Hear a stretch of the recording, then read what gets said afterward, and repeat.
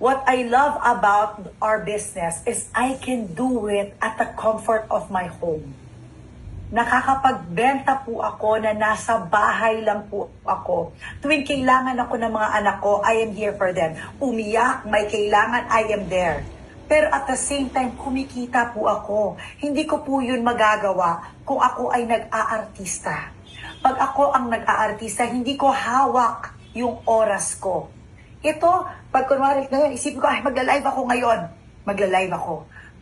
Pag kunwari naman, hindi pwede kasi ay may kailangan gawin, may pupuntahan sa ganito. Walang problema, walang magagalit sa akin, walang magsasabi sa akin na unprofessional ako kasi hindi ako nakapunta dun sa meeting na yon or sa oras na yon, ganyan. So it's so important for me na hawak ko yung oras ko. And that is the beauty of our business.